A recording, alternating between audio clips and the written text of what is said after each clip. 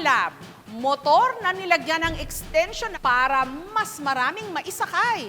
Akalain yung sa Davao Occidental, ginagamit din ito pangkarera?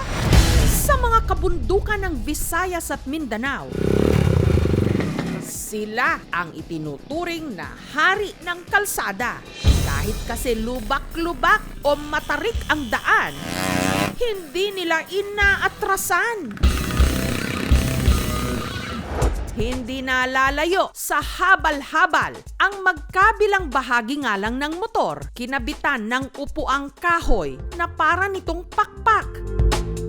Pambalanse at para rin mas maraming maisakay. 150 ang ulo na mo, paingon lang dito sa baba. Pagbalik po, 150. Ang banat ng mga driver, Skylab! sakay na lab sa kanilang Skylab.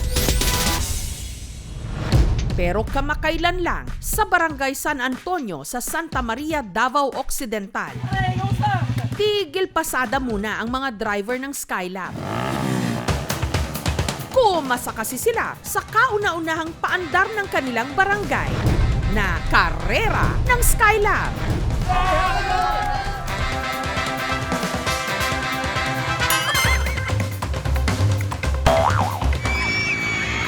Tawanan dito, tawanan doon. Pero takot din kasi siyempre baka mabalian sila. Sino sa kanila ang haharurot pa finish line at mag-uwi ng premyo?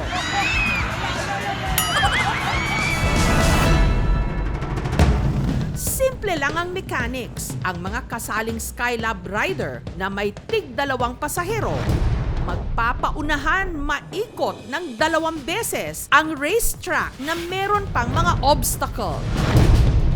Para iwas disgrasya, ang mga kalahok may suot na protective gear. Yung parising ko, may permit ng bukid among barangay niya. Kadaghanan diri mga driver sa mga Skylab. Nakaplano mi nga sa among araw magparising mi. May mga itinalagaring staff ng Barangay Health Office para magbantay ng laro. And let the Skylab race begin! Simula pa lang, may 4 na kalahok, humarurot agad. Yun nga lang, dahil matarik ang daan, nahirapan silang umakyat sa burol na ito. Kaya ang kanilang mga angkas, tumulong na sa pagtulak. Ang nauuna sa karera, si JM, na first time daw sumali sa Skylab race. Itinayo raw ni JM ang bandera ng kanilang pamilya, lalo't isa raw sila sa unang pumasada ng Skylab sa kanilang lugar. Nainggan yung mampod ko, ma'am, kay sa akong mga amigo, ma'am, nga nidula sila, ma'am. Nagkakagit-gitan na. Ang nahuhuli sa karera, si Neil, na dehado raw sa laban dahil ang gulong ng kanyang motor, walang mga spike. Sa kung sago ko, di naman gud magukdan, sir. Tagas kayong sa bida, ka bilog dagan, sir. Pero wala na raw atrasan para kay Neil, lalo't may motor pa siyang hinuhulog-hulugan kada buwan. Ang nabayaran pa ni sir, pakapil. Kaasa taman makas siya, dito rapod, sir. Ngunit preno muna tayo sa tensyon. Trivia muna. Bakit nga ba Skylab ang tawag sa sasakyang ito? May kaugnayan yung disenyo mismo ng Skylab na sinasakyan sa Mindanao ngayon doon sa disenyo ng Skylab bilang satellite. Yung Skylab, ito yung unang satellite na ipinadala ng Estados Unidos sa space from 1973 hanggang 1974 yung paggala nito sa kalawakan. Pero kung ang mga driver naman ang tatanungin, ang Skylab hango raw sa pinaikling mga salita. Skylab! Si Vincent, dahil sa pagsali sa karera ng Skylab, nakahanap ng love life. Go! My sexy driver! Skylab! Sige lang. Dito kasi niya nakilala ang misis niya ngayong si Jennifer. Pagdating sa mga karera, nagpupunta po ako doon, naka-in love.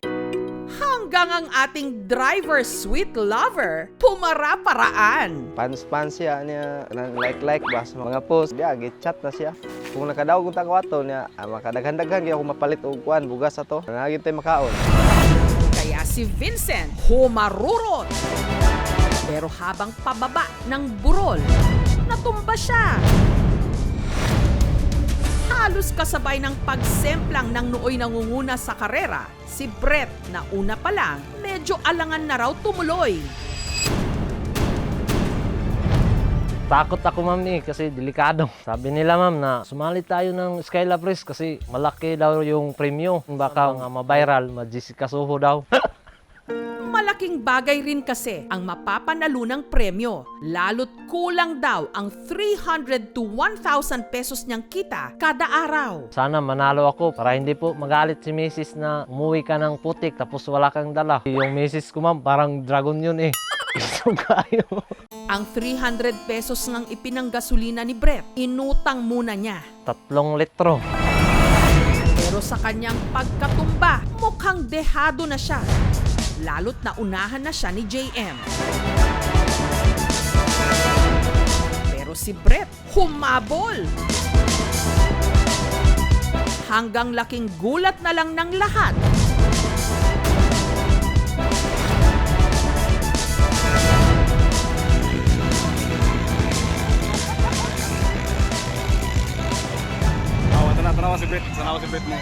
Nung siya nga ang unang nakatawid sa finish line. Si Brett ang nanalo ng 2,000 pesos. Sobrang saya po namin ma'am kasi nakita namin sila na nawala ilang mga problema sa simpleng bagay. Wala gid sir. Pag swerte sir, sa bahay na pud sa sunod sir. Maapa may sunod. Pero sa halip na suluhin ang 1,000 pesos mula sa kanyang premyo, ang ibinigay ni Brett sa kanyang 2 angkas na pasahero. 200 pesos ibinalato sa mga kaibigan. 300 pesos ang ipinambayad niya sa inutang niyang gas. At ang 500 pesos inintrega niya kay Mrs. Pag may racing ma'am, sasali ulit para makapasaya na ulit ng mga tao. Dapat hindi lang ang rider naka-protective equipment like helmet, nakapantalon sila, sapatos na matibay, naka-gloves, kung pwede naka-elbow at knee pads, pati yung pasahero. Kasi kung sumemplang ang nagmamaneho, yung nakasakay, semplang din. Sa bilis ng takbo ng ating buhay at sa mga balakid sa ating dinadaanan, para rin sa ating kaligtasan, matuto tayong mag-ingat at magdahan-dahan. Ika nga ng mga rider dyan, takbong pogi lang. Thank you so much mga kapuso. Kung nagustuhan niyo po ang videong ito, subscribe na sa GMA Public Affairs YouTube channel. Don't forget to hit the bell button for our latest updates.